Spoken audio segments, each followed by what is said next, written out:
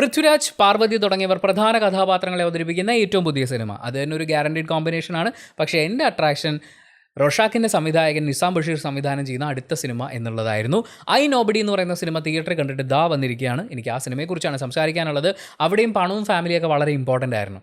നമ്മുടെ ജീവിതത്തിലും സിനിമ പോലെ തന്നെ ഫാമിലിയെ സാമ്പത്തികമായി ബാധിക്കുന്ന കാര്യങ്ങൾ വളരെ ഇമ്പോർട്ടൻ്റ് ആണ്. അതിനെക്കുറിച്ച് നമുക്ക് അറിവുണ്ടായിരിക്കണം. മുൻകരുതൽ എടുക്കാൻ പറ്റുകയാണെങ്കിൽ അത് എടുക്കണം. നിങ്ങളുടെ ഇപ്പോഴത്തെ വരുമാനം വെച്ച് കാര്യങ്ങളൊക്കെ വളരെ സ്മൂത്തായിട്ട് പോകുന്നുണ്ടാവും. പക്ഷേ നാളെ ഒരിക്കൽ ആ വരുമാനം നിലച്ചാൽ നമ്മുടെ അഭാവത്തിലും നമ്മുടെ ഫാമിലി സാമ്പത്തികമായി നന്നായി മുന്നോട്ട് പോകണം. അതിനുവേണ്ടി ഒരു ദിവസം 30 മുതൽ 40 രൂപ വരെ മാറ്റി വെക്കാൻ പറ്റുകയാണെങ്കിൽ കോടികളുടെ സുരക്ഷ ഒരുക്കാൻ നമുക്ക് പറ്റും. അത്തരത്തിൽ ചെലവ് കുറഞ്ഞ ടേം ഇൻഷുറൻസുകൾ ഇന്ന് തന്നെ എടുത്തു വെക്കാം. നിങ്ങൾ ആരെങ്കിലും ഇത് എടുത്തിട്ടില്ലെങ്കിൽ ഡിസ്ക്രിപ്ഷനിലും കമൻറ്റ് ബോക്സിൽ പിൻ ചെയ്തും ഞാനൊരു ലിങ്ക് കൊടുത്തിട്ടുണ്ട്.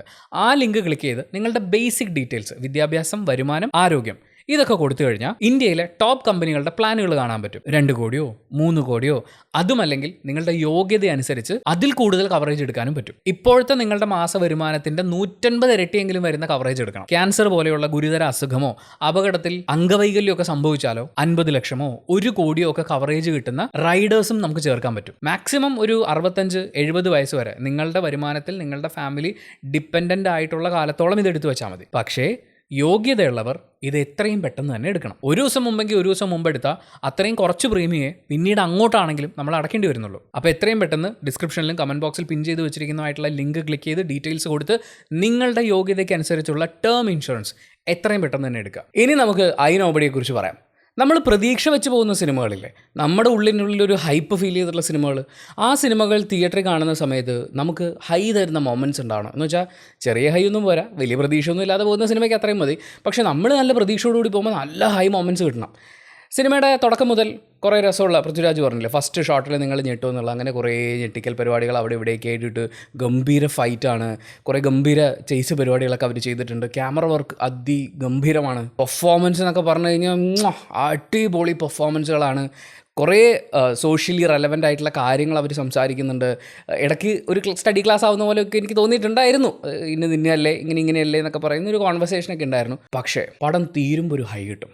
ആ ഹൈ എന്ന് പറഞ്ഞാണ്ടല്ലോ മലയാള സിനിമ ഇന്ന് വരെ കണ്ടിട്ടില്ലാത്തൊരു ഐറ്റം നമ്മുടെ മുമ്പിൽ കാണിക്കുകയാണ്. എന്ന് വെച്ചാൽ മലയാള സിനിമ ഒരു ഇമ്പോർട്ടൻസും കൊടുത്തിട്ടില്ലാത്ത, ഡയലോഗിന് ഭയങ്കരം, പ്രവൃത്തിയിൽ 0 എന്ന് പറയുന്ന ഒരു കാര്യമുണ്ടല്ലോ, അത് ഈ സിനിമ ഡീൽ ചെയ്തിരിക്കുന്നത് കാണുമ്പോൾ എൻ്റെ കണ്ണ് നിറഞ്ഞു. ഞാൻ കണ്ണാടിയൊക്കെ മാറ്റി കണ്ണൊക്കെ തുടച്ചിട്ടാണ് ഞാൻ ബാക്കി സീനൊക്കെ കണ്ടത്. അതൊരു കിഡിലോസ്കി പരിപാടിയായിരുന്നു. അവിടെ വെക്കാൻ മലയാളം ഫിലിം ഇൻഡസ്ട്രിയിൽ ഇങ്ങനൊരു വോയിസ് ഉണ്ടോ എന്ന് എനിക്കറിയില്ല. അത് സിത്താര കൃഷ്ണകുമാർ, അവരുടെ സൗണ്ട്, ആ മ്യൂസിക്, ജെയ്ക്സ് ബിജോയ് എന്താ പറയുക, മറ്റേ തമിഴിലൊക്കെ പറയില്ല ഒരു പിന്നിട്ടെന്ന് പറയില്ലേ, അതുപോലെ ഉണ്ടാക്കിയിരിക്കുന്ന ഒരു മൊമെൻറ്റ്. അത്ര ഗംഭീര ആർട്ടിസ്റ്റുകൾ. എനിക്ക് നിങ്ങളുടെ പേര് പറയാൻ പറ്റാത്തത് അത് സ്പോയിലർ ആവുക എന്നുള്ളതുകൊണ്ടാണ്. പക്ഷേ നിങ്ങളുണ്ടല്ലോ, നിങ്ങൾ തകർത്തു. നിങ്ങളുടെ ആ ചോദ്യം എന്നൊക്കെ പറഞ്ഞുകൊണ്ടല്ലോ അതങ്ങ് ചെന്നങ്ങ് കൊള്ളുകയാണ്. പക്ഷേ അത് കൊണ്ടു കഴിഞ്ഞാലും മലയാള സിനിമയും ഇതൊക്കെ ശരിക്കും മനസ്സിലാക്കുമെന്ന് എനിക്കറിയില്ല. പക്ഷേ ഇങ്ങനൊരു സിനിമയിൽ ഇത് കാണാൻ വരുന്ന പ്രേക്ഷകർക്കിടയിലേക്ക് ഇങ്ങനൊരു ഇമോഷനെക്കുറിച്ച് സംസാരിക്കാൻ നിങ്ങൾക്ക് സാധിക്കുന്നു എന്നുള്ളത് അടിപൊളി പരിപാടിയാണ്. സിനിമയെക്കുറിച്ച് ചുരുക്കി പറഞ്ഞാൽ ഇത്രയേ ഉള്ളൂ. Just go and watch. ഒരു ഗംഭീര തിയേറ്റർ എക്സ്പീരിയൻസ് സിനിമയുടെ പലയിടങ്ങളിലൊക്കെ ഫീൽ ചെയ്തിട്ട് ലാസ്റ്റ് ആകുമ്പോഴേക്കും ഒരൊറ്റ കൊള്ളലാണ്, ഒരു മിന്നലടിച്ച പോലത്തെ ഒരു ഫീലാണ്. എനിക്ക് നെഗറ്റീവ് എന്ന് പറയാൻ ആകെയുള്ളത് അവസാന ഭാഗത്തേക്ക് വരുമ്പോൾ ഒരു കോൺവെർസേഷൻ ഉണ്ട്. അത് നമ്മൾ ഇതിനു മുമ്പ് പൊളിറ്റിക്കലൊക്കെ കണ്ടിട്ടുള്ളതാണ്, മോശമാക്കിയിട്ടില്ല. പക്ഷേ that was A predictable conversation എന്നൊക്കെ പറയുന്ന പോലെ അങ്ങനെയൊക്കെയായിരുന്നു. ആ കോംപ്രമൈസിങ് എല്ലാം അണ്ടർസ്റ്റുഡാണ്, ഇത് ഇങ്ങനെയൊക്കെ വരുള്ളൂ എന്നുള്ളത്. പക്ഷേ പൃഥ്വിരാജ് പറഞ്ഞതുപോലെ തുടക്കം ഞെട്ടിക്കൽ പരിപാടിയാണ്. അവിടെ ഒരു ചേസ് വരുന്നുണ്ട്, ഫൈറ്റ് സീക്വൻസുകൾ വരുന്നുണ്ട്. നമുക്ക് ഓരോന്നോരോന്നായിട്ട് പോസിറ്റീവ്സ് ഒക്കെ എണ്ണിപ്പറക്കി പറയാം. നെഗറ്റീവായിട്ട് എനിക്ക് ഫീൽ ചെയ്ത ആ ഒരു കുഞ്ഞു പോർഷൻ മാത്രമേ ഉള്ളൂ. Positive number 1 പെർഫോമൻസുകളാണ്. പൃഥ്വിരാജ് ഗംഭീരമായിട്ട് ചെയ്തിട്ടുണ്ട്. പാർവതി അതിഗംഭീരമായിട്ട് ചെയ്തിട്ടുണ്ട്. ഇവരുടെ 2 കുഞ്ഞു പിള്ളേരുണ്ട് ഇതിൻ്റെ അകത്ത്. ശങ്കരരാമകൃഷ്ണനും മധുവാലും ഹക്കിം ഒക്കെ അടക്കം ഒരു പോലീസുകാരുടെ സെറ്റുണ്ട്. വളരെ കുറച്ച് സീനുകൾ മാത്രം കിട്ടിയിട്ടുള്ള, 2 നോട്ടം 2 ഡയലോഗ് എന്നൊക്കെ പറയുന്ന അങ്ങനെ മാത്രം കിട്ടിയിട്ടുള്ള ആൾക്കാർ വരെ നിന്ന് പെർഫോം ചെയ്തിട്ടുള്ള ഗംഭീര, എന്ന് വെച്ചാൽ ഇതിനകത്തൊരു ഫ്ലാറ്റിൻ്റെ സെക്യൂരിറ്റി ഒരു ഫൈറ്റ് സീനുണ്ട്, നമ്മൾ ടീസറിൽ കാണുന്നൊരു കട്ടാണ്. അത് ചെയ്യുന്ന ഇതര സംസ്ഥാനക്കാരായിട്ടുള്ള ആർട്ടിസ്റ്റുകൾ വരെ എന്താ പറയുക, അവർക്ക് ഫൈറ്റ് മാത്രമേ ഉള്ളൂ. ബട്ട് സ്റ്റിൽ എന്താ രസം എന്നറിയോ, ഏറ്റവും ലാസ്റ്റ് പൃഥ്വിരാജ് ഇങ്ങനെ നടന്നു പോകുന്ന സമയത്ത് ആൾക്കൂട്ടത്തിൽ ഒരാൾ മാത്രം പൃഥ്വിരാജിനെ നോക്കിയിട്ട് ഇയാളെ ഞാൻ എവിടെയോ എന്ന് പറയുന്ന ഒരു എക്സ്പ്രഷൻ കൊടുത്ത് വരുന്നുണ്ട്. ഒരാൾക്കൂട്ടാണ് നമ്മൾ കാണുന്നത്. ഈ അസിസ്റ്റൻറ്റ് ഡയറക്ടേഴ്സൊക്കെ പറഞ്ഞിട്ട് അങ്ങനെ വരുന്നവരായിരിക്കും. പക്ഷേ ആ പുള്ളി വരെ നന്നായിട്ട് അഭിനയിക്കുക എന്ന് പറയില്ല. അങ്ങനെ എല്ലാവരും ഗംഭീര പെർഫോമൻസുകൾ. പൃഥ്വിരാജിൻ്റെ ഈ കഴിഞ്ഞ കുറേ കാലത്തിനിടയ്ക്ക് നമ്മൾ കണ്ടിട്ടുള്ള ഏറ്റവും വ്യത്യസ്തമായിട്ടുള്ളൊരു കഥാപാത്രവും അവതരണവുമാണ്. ഇവിടെ അയാളുടെ ക്യാരക്ടറിന് ഒരുപാട് ലേയേഴ്സ് ഉണ്ട്. ഇഷ്ടമല്ലാത്ത ഒരു ലൈഫ് ഇങ്ങനെ സ്ട്രഗിൾ ചെയ്ത് വരിക. അവിടെ ഇയാൾ ഫസ്റ്റ് പാർവതിയോട് പറയുന്ന ഡയലോഗിലുണ്ട് അവർ തമ്മിലുള്ള ആ അണ്ടർസ്റ്റാൻഡിങ് ഇഷ്യൂസ്, അതുമായി ബന്ധപ്പെട്ടിട്ടുള്ള കോംപ്ലിക്കേഷൻസ്, പിന്നെ ഇവരുടെ റിലേഷൻഷിപ്പിൻ്റെ മറ്റ് ലേയേഴ്സൊക്കെ വരുന്നു. അത് കഴിഞ്ഞ് അയാളുടെ ഉള്ളിൽ അങ്ങനെ കുറേ സാധനങ്ങളുള്ളൊരു ക്യാരക്ടറാണ് പൃഥ്വിരാജ് ഗംഭീരമായിട്ട് ചെയ്യുന്നുണ്ട്. അതായത് ലിറ്ററലി ഹീസ് എ നോബഡി. ഒരു താര പരിവേഷങ്ങളൊന്നും ഇല്ലാത്തൊരു കഥാപാത്രത്തിനെ അങ്ങനെ അയാൾ ഗംഭീരമായിട്ട് ചെയ്തിട്ടുണ്ട്. ഈ സിനിമയിൽ ആർക്കും താരമാവാനൊന്നുമില്ല, കാരണം ഈ സിനിമ ഇതിൻ്റെ സ്ക്രിപ്റ്റാണ്. ഇതിൽ അഡ്രസ്സ് ചെയ്യുന്ന കുറച്ച് വിഷയങ്ങളാണ്. പാർവതി ആസ് യൂഷ്വൽ ഗംഭീരമായിട്ട് ചെയ്തു. പിന്നെ ആ 2 കുഞ്ഞുങ്ങൾ, അതിനെക്കുറിച്ച് ഞാൻ ഒരുപാട് പറയുന്നില്ല. അവർ 2 പേരും പെർഫോം ചെയ്യുന്നത് നിങ്ങൾക്ക് തിയേറ്ററിൽ കാണാനുള്ളതാണ്. അവരുടെ ചിരികളുണ്ടല്ലോ, ആ ചിരിയുടെ ഇമ്പോർട്ടൻസ് നമ്മളിലേക്ക് എത്തുന്ന സമയത്താണ് ഇത് വേറെ പരിപാടിയായിട്ട് മാറുന്നത്. പിന്നെ എല്ലാവരും ഇപ്പോൾ ഫ്ലാറ്റിലെ ഈ കുറ്റം പറയുന്ന ആൾക്കാർ മുതൽ ഇങ്ങോട്ടേക്ക് അശോകനുണ്ട്. ഒരു സമയം കഴിയുമ്പോൾ ഈ സിനിമയിൽ ശരിക്കുള്ള നായകനെയും നായികയും നമുക്ക് കിട്ടുക എന്ന് പറയുന്ന പോലത്തെ ഒരു ഫീൽ ഉണ്ടാവും. ആ ഫീല് വരുമ്പോൾ നിങ്ങൾ തിരിച്ചറിയേണ്ട കുറച്ച് സാധനങ്ങൾ എനിക്കത് ഇപ്പം നിങ്ങളോട് പറയണമെന്നില്ല. നിങ്ങൾ തിയേറ്ററിൽ പോയി കാണും. നെക്സ്റ്റ് പോസിറ്റീവ് വിഷ്വൽസ് ആണ്. വിഷ്വൽസ് അവർ എന്തൊക്കെ കാര്യങ്ങൾ വിഷ്വലിൽ നമ്മൾ കാണുന്നുണ്ടോ, ഇപ്പോൾ ഇവരുടെ കോസ്റ്റ്യൂംസ് ലിറ്ററലി നോബഡി ആയിട്ടുള്ള ആളുകളാണ്. ഇപ്പം ഇതിനകത്ത് പാർവതിയുടെ ഒറ്റ സാരിയാണ് നമ്മൾ മെയിനായിട്ട് കാണുന്നത്. അല്ലാതെ അവർ നൈറ്റ് ചുരിദാർ ഒന്നും ഇട്ടിരിക്കുന്ന കുറച്ച് സീക്വൻസ് മാറ്റി നിർത്തി ഫുള്ളൊരു സാരിയാണ്. ആ സാരിയുടെ സെലക്ഷന് പോലും, അതുപോലെ പൃഥ്വിരാജിൻ്റെ ഓരോ സമയത്തുള്ള ആ ഡ്രസ്സ് പരിപാടികളൊക്കെ, അവിടെയൊക്കെ നമ്മളൊരു സാധാരണ മനുഷ്യനെയാണ് കാണുന്നത്. അങ്ങനെ, അതായത് ആൾക്കൂട്ടത്തിൽ കൊണ്ട് നിർത്തിയാൽ അലിഞ്ഞു പോകുന്ന പോലത്തെ, നമുക്ക് പൃഥ്വിരാജിനെ എടുത്തറിയാവുന്നതുകൊണ്ടാണ്. അല്ലെങ്കിൽ ആൾക്കൂട്ടത്തിൽ നിർത്തിക്കഴിഞ്ഞാൽ ഒരു സാധാരണ ഒരാളെപ്പോലെ അങ്ങനെ മുങ്ങിപ്പോകുന്ന അങ്ങനത്തെ കോസ്റ്റ്യൂംസാണ് അവർ ചൂസ് ചെയ്തിരിക്കുന്നത്. മേക്കപ്പ്, പൃഥ്വിരാജിൻ്റെ മേക്കപ്പിൻ്റെ കണ്ടിന്യൂറ്റിക്കൊക്കെ ഭയങ്കര ഇമ്പോർട്ടൻസ് ഉള്ളൊരു പടമാണ്. അത് അവർ ഗംഭീരമായിട്ട് ചെയ്തിട്ടുണ്ട്. ആക്ഷൻ സീക്വൻസുകൾ അത് ക്യാപ്ചർ ചെയ്തിരിക്കുന്നത് ഇതിനകത്തൊരു ബസ്സിൻ്റെ അകത്ത്, അതായത് മൂവിങ് ബസ്സിൻ്റെ അകത്തുള്ള ഫൈറ്റ്, ഒരു വലിയ ചേസ് ഫൈറ്റ് എന്ന് വെച്ചാൽ എവിടുന്നോ തുടങ്ങി എവിടെയോ അവസാനിക്കുന്ന പോലത്തെ. അതായത് സെക്കൻഡ് ഹാഫിൽ ഒരു സമയം കഴിഞ്ഞാൽ പൃഥ്വിരാജ് പിന്നെ ഫിസിക്കലി അങ്ങ് ഇടി ഇടിക്കുന്നു അങ്ങനെ പോകുന്ന കണ്ടിന്യൂസ് ഫൈറ്റ് സീക്വൻസുകളുണ്ട്. അതെല്ലാം അവർ വിഷ്വലൈസ് ചെയ്തിരിക്കുന്നത് ശരിക്കും പൃഥ്വിരാജും ബാക്കി ഫൈറ്റേഴ്സും ഒക്കെ ഇടുന്ന എഫേർട്ട് പോലെ തന്നെ ഇതിൻ്റെ ക്യാമറാമാനും അമ്മാതിരി പണിയെടുത്തിട്ടുണ്ട്. അങ്ങനെ എടുത്തു വെച്ചിരിക്കുന്നു. അതുപോലെ എഡിറ്റ് ചെയ്ത് എല്ലാം കൊണ്ടും ഗംഭീരമായിട്ടുള്ളൊരു വിഷ്വൽ പരിപാടി ഈ സിനിമയ്ക്കകത്ത് നടന്നിട്ടുണ്ട്. ആൻഡ് തേർഡ് പോസിറ്റീവ് ഇതിൻ്റെ സൗണ്ട് ഡിപ്പാർട്ട്മെൻറ്റാണ്. അതിൽ മ്യൂസിക്കും പറയണം, ബാക്കി സൗണ്ട് എഫക്ട്സ് പറയണം, എല്ലാം അടിപൊളിയായിട്ട് വന്നിട്ടുള്ള ജെയ്ക്സ് ബിജോയ് അർമാദിച്ചിട്ടുണ്ട്. ബാക്ക്ഗ്രൗണ്ട് സ്കോർ ആണെങ്കിലും പാട്ടുകളാണെങ്കിലും. എൻ്റെ ഫേവറേറ്റ്, പടം ഇറങ്ങുന്നതിന് മുമ്പേ അവർ ഈ അതേ എന്ന് പറഞ്ഞു തുടങ്ങുന്ന ഒരു പാട്ടുണ്ട്.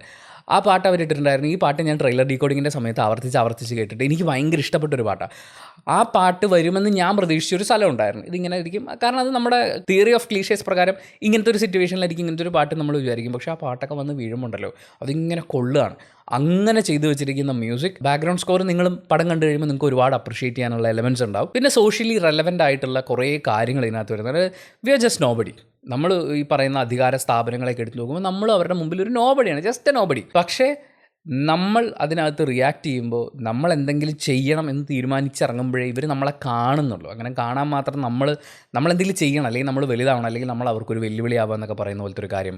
പിന്നെ എങ്ങനെയാണ് നമ്മുടെ മീഡിയ വർക്ക് ചെയ്യുന്നത്, എങ്ങനെയാണ് നമ്മുടെ പോലീസ് ഡിപ്പാർട്ട്മെൻറ്റ് ഒരു കാര്യത്തിനെ ഡീൽ ചെയ്യുന്നത്, ജനങ്ങൾ എങ്ങനെയാണ് മാറിത്തിരിഞ്ഞു പോകുന്നത്. ശരിക്കും ഇതിൻ്റെ അവസാന ഭാഗത്തേക്ക് വരുമ്പോൾ ഈ നന്മ പരിപാടികളൊക്കെ കാണിക്കുന്ന സമയത്തും മുമ്പും ഇവിടെയൊക്കെ ഉണ്ടായിരുന്നു കേട്ടോ എന്ന് നമുക്ക് തിരിച്ച് ചോദിക്കാൻ തോന്നുന്ന പോലെ. കാര്യം സൊസൈറ്റി അങ്ങനെയാണ് വർക്ക് ചെയ്യുന്നത്. ആ വർക്ക് ചെയ്യുന്ന ആ പരിപാടിയെ നമുക്ക് അതിൻ്റെ എല്ലാ ഭീകരതയോടും കൂടി, എല്ലാ വൃത്തികേടുകളോടും കൂടി, എന്നാൽ അതിൻ്റെ ഏറ്റവും ബ്യൂട്ടി എല്ലാം ചേരുന്ന പോലെ തന്നെ അവർ അവതരിപ്പിക്കുന്നുണ്ട്. അതിൻ്റെ അടുത്ത പോസിറ്റീവ് ഇതിൻ്റെ തിരക്കഥയാണ്. ഇതിലവർ അഡ്രസ്സ് ചെയ്തിരിക്കുന്ന കാര്യങ്ങളാണ്. ആദ്യം ഈ പറയുന്ന ബാങ്ക് റോബറി, ചെയ്സ് പരിപാടികളൊക്കെ കാണുന്നു. പിന്നെ ഇവരുടെ ഫാമിലി ഇഷ്യൂസ് ഉണ്ടെന്നുള്ളത് നമുക്കറിയാം. അതിനെയൊക്കെ അഡ്രസ്സ് ചെയ്ത് പോയിട്ട് ഇതിങ്ങനെ ചെറുതായി വരിക. ശരിക്കും ഇവിടുത്തെ നോബഡി ആരാണെന്നറിയോ? നമ്മൾ വിചാരിക്കും ഈ സമൂഹത്തിൽ നമ്മളൊക്കെയാണ് നോബഡി എന്നല്ല വിചാരിക്കുക. ശരിക്കും ഈ സമൂഹത്തിൽ നോബഡി ആയി പോകുന്ന ഒരു വിഭാഗമുണ്ട്. ആ വിഭാഗത്തിലേക്ക് ഈ സിനിമ ഇങ്ങനെ ചേരുക. അധികാര വികേന്ദ്രീകരണം എന്നൊക്കെ പറയുന്ന പോലെ ആദ്യം പ്രധാനമന്ത്രി, പിന്നെ മുഖ്യമന്ത്രി, അത് കഴിയുമ്പോൾ പഞ്ചായത്ത് പ്രസിഡന്റ് എന്ന് പറഞ്ഞ പോലെ ഇങ്ങനെ വന്നിട്ട് ശരിക്കും ഇവിടെ ആരാലും കൺസിഡർ ചെയ്യപ്പെടാതെ ജസ്റ്റ് എ നോബഡി എന്നുള്ള രീതിയിൽ അങ്ങനെ പോകുന്നവരാരാണെന്നും അവരെ എന്തിന് അഡ്രസ്സ് ചെയ്യണമെന്നും എങ്ങനെ അഡ്രസ്സ് ചെയ്യണമെന്നും ഈ സിനിമ വന്ന് എൻഡ് ചെയ്തിരിക്കുന്ന രീതിയിൽ അവിടെ ഞാൻ തൊഴുത്. എന്ന് വെച്ചാൽ ഇങ്ങനൊരു സാധനം ഞാൻ പ്രതീക്ഷിച്ചിട്ടില്ലായിരുന്നു. And this is one of the best. Sameer അബ്ദുള്ളാണ് ഇത് എഴുതിയിട്ടുള്ളത്, നിസാം ബഷീറിൻ്റെ സംവിധാനമാണ്. അവർ രണ്ടുപേരും കൂടി കുറേ കാര്യങ്ങൾ നമ്മുടെ മുന്നിൽ അവതരിപ്പിക്കുന്നുണ്ട്. അതിൽ ഈ പറയുന്ന ഹീറോയിക് സാധനങ്ങൾക്കൊക്കെ കൈയടിച്ച് അങ്ങനെ ജോളിയായിട്ട് പോകുമ്പോഴും ഈ സിനിമയുടെ ആ ഒരു ഒരു ക്രക്സ് ഉണ്ടല്ലോ, അത് ഞാനിങ്ങനെ ആലോചിച്ചിട്ടുണ്ടായിരുന്നു. പാർവതി ഇങ്ങനെ ഒരു വേഷം ചെയ്യുമ്പോൾ ഒരു കുടുംബിനി അവരുടെ ഒരു സംഭവമൊക്കെ, പിന്നെ പൃഥ്വിരാജിൻ്റെ കൂടെയുള്ളൊരു നല്ല ബഡ്ജറ്റിൽ വരുന്നൊരു സിനിമ, ഇതിനൊക്കെ അപ്പുറത്തേക്ക് പാർവതിയെ ഭയങ്കരമായിട്ട് എക്സൈറ്റ് ചെയ്യിച്ചത് എന്തായിരിക്കും, അല്ലെങ്കിൽ പൃഥ്വിരാജിനെ എക്സൈറ്റ് ചെയ്യിച്ച ഫാക്ടർ എന്തായിരിക്കും എന്ന് ആലോചിക്കുമ്പോൾ this will be the factor. എനിക്കത് അത്രയും ഉറപ്പുണ്ട്. ഇതിനാണ് അവർ കൈ കൊടുത്തിട്ടുണ്ടാവുക എന്നുള്ളത്. ആൻഡ് പറയാൻ വിട്ടുപോയതുകൊണ്ട് എല്ലാം ഒന്നിച്ച് പറയുകയാണ്. DOP ദിനേശ് പുരുഷോത്തമനാണ്, എഡിറ്റർ റമീസ് എംപി ആണ്, മ്യൂസിക് ജെയ്ക്സ് ബിജോയ്, ആർട്ട് ചെയ്തിട്ടുള്ളത് അർഷാദ് നക്കോത്താണ്, costume Dhanya Balakrishnan, makeup Ronex Xavier, action Yannick Ben, Kalai Kingson, Amit Jolly Bastin. എന്തിനാണ് 3 ഫൈറ്റ് മാസ്റ്റേഴ്സ് എന്നുള്ളത് പടം കണ്ടു കഴിയുമ്പോഴാണ് നമുക്ക് മനസ്സിലാവുക. സൗണ്ട് ഡിസൈൻ ചെയ്തിട്ടുള്ളത് നിക്സൺ ജോർജ് ആണ്, Singh sound recordist Vivek KM ആണ്, VFX by DTM. DA ചെയ്തിട്ടുള്ളത് മാംഗോ പോസ്റ്റാണ്, കളറിസ്റ്റ് സുരേഷ് രവി. എല്ലാവരും, അതായത് നമ്മളൊരു ഗംഭീര പരിപാടി ഉണ്ടാക്കുക എന്നൊക്കെ പറഞ്ഞിട്ട് അങ്ങനെ ഇറങ്ങി തിരിച്ച ഒരു കൂട്ടം ആളുകൾ, ടെക്നീഷ്യൻസ്, ആർട്ടിസ്റ്റുകളൊക്കെ ചേർന്ന് ഉണ്ടാക്കിയിട്ടുള്ള ഒരു സിനിമ. എനിക്ക് ആകെ പടം ഒന്ന് എഴയുന്നോ ഒന്ന് വലിയുന്നോ എന്നൊക്കെ തോന്നിയിട്ടുള്ളത് ഒരേ ഒരു പോർഷനിൽ മാത്രമാണ്, അതും വളരെ കുറച്ച് മാത്രമാണ്. പക്ഷേ അതിനും കൂടി ചേർത്തിട്ട് നമ്മളെ ഇങ്ങനെ പിടിച്ചിരുത്തുന്ന കുറേ സാധനങ്ങളുണ്ട്, കുറേ ഇമോഷൻസ് ഉണ്ട്.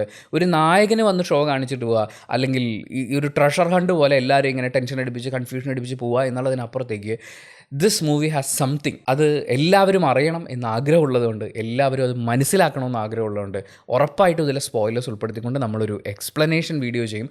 അങ്ങനെ എനിക്ക് സംസാരിക്കാൻ കൊതിയുണ്ട്. പക്ഷേ അത് കുറച്ച് ദിവസങ്ങൾക്ക് ശേഷം. ഇപ്പോൾ നിങ്ങൾ തിയേറ്ററിൽ പോയി ഈ സിനിമ കാണും. പാർവതിയുടെ ഇൻ്റർവ്യൂവിൽ ഇപ്പോൾ അമ്മയാവാതിരിക്കുക എന്നുള്ളതാണ് എൻ്റെ അമ്മത്തം എന്നവർ പറഞ്ഞപ്പോൾ കളിയാക്കിയ കുറേ ആൾക്കാരുണ്ടായിരുന്നു. അവർക്കുള്ള മറുപടി ഈ സിനിമയാണ്. ഇത് കണ്ടു കഴിയുമ്പോൾ നിങ്ങൾക്ക് മനസ്സിലാവും. എനിക്ക് കൈയടിക്കണമെന്ന് ആഗ്രഹമുള്ള കുറച്ച് കാര്യങ്ങളുണ്ട്. അത് സ്പോയിലർ ആവുന്നുള്ളതുകൊണ്ട് മാത്രം ഈ വീഡിയോയിൽ നമ്മൾ ഉൾപ്പെടുത്തുന്നില്ല. വീഡിയോയിൽ പറഞ്ഞത് മുഴുവൻ എൻ്റെ പേഴ്സണൽ ഒപ്പീനിയനാണ്. സിനിമ ഓരോരുത്തർക്കും ഡിഫറൻ്റ് ആണ്. നിങ്ങൾ ഈ സിനിമ തിയേറ്ററിൽ കണ്ടിട്ടുള്ള ഒരാളാണെങ്കിൽ നിങ്ങളുടെ അഭിപ്രായങ്ങൾ കമൻറ്റ് ബോക്സിൽ രേഖപ്പെടുത്തുക. കമൻറ്റ് ബോക്സും കൂടി വായിച്ചിട്ട് സിനിമയ്ക്ക് പോകണോ വേണ്ടിയോ തീരുമാനമെടുക്കാൻ കാത്തിരിക്കുന്നവരുണ്ട്. അവർക്കതൊരു വലിയ സഹായമായിരിക്കും. ഇനി വീഡിയോയുടെ തുടക്കത്തിൽ ഞാൻ ഓർമ്മിപ്പിച്ചിരുന്നൊരു കാര്യമുണ്ട്, നമ്മുടെ ഒക്കെ കുടുംബത്തെ സാമ്പത്തികമായി ബാധിക്കുന്നൊരു കാര്യം. ഇത് അറിയാത്തതുകൊണ്ടും നേരത്തെ എടുത്തു വെക്കാത്തതുകൊണ്ടും കുടുംബത്തിലെ ബ്രെഡ് വിന്നർ ആയിട്ടുള്ള ആൾ മരണപ്പെട്ടതിന് ശേഷം കഷ്ടപ്പെടുന്ന ഒരുപാട് കുടുംബങ്ങളുണ്ട്. അപ്പോൾ ടേം ഇൻഷുറൻസ് അത്രയും പ്രധാനപ്പെട്ടതായതുകൊണ്ട് വീണ്ടും ഓർമ്മിപ്പിക്കുകയാണ്. അത് എടുക്കാനുള്ള ലിങ്ക് ഡിസ്ക്രിപ്ഷനിലുണ്ട്, കമൻറ്റ് ബോക്സിൽ പിൻ ചെയ്ത് വെച്ചിട്ടുണ്ട്, ചെക്ക് ചെയ്ത് നോക്കുക. Thank you so much for watching this video. Video ഇഷ്ടപ്പെട്ടാൽ ലൈക്ക് ചെയ്യുക, കമൻറ്റ് ചെയ്യുക, ഷെയർ ചെയ്യുക, സബ്സ്ക്രൈബ് ചെയ്യുന്ന കാര്യവും ഹൈപ്പ് ചെയ്യുന്ന കാര്യമൊക്കെ പരിഗണിക്കുക.